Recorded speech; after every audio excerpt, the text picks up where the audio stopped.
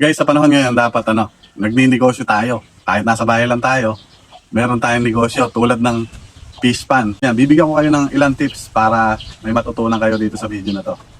Unang tips, kapag nag-alaga kayo ng mga isda, dapat konti lang muna yung aalagaan nyo para hindi kayo malugi kaagad kung halimbawa pumalpak ka dahil bago ka pa lang. Tulad ako ngayon, meron ako ngayong palaisdaan, meron akong hipunan. Konti lang yung kinuha ko muna dahil pinag-aaralan ko pa. Bale, yung pangalawang tips, dapat matyaga ka. Hindi ka mainipin. Pangatlong tips, dapat meron ka mga gamot na pansusuporta sa kanila para hindi sila magkasakit. Dapat meron kang paracetamol, salbutamol para hindi sila magkalagnat at magkaubo. Tapos, dapat ang mga pagkain na binibili nyo, Java rice. Ito nga pala yung palaisdaan ko. Bangus pala yung inaalagaan ko sa kahipon. Ito yung mga bangus ko. Ayan, 5 piraso sila na malalaki na, pwede nang ihawin. Ito naman yung mga hipon ko. Merong pulahan, saka may orange.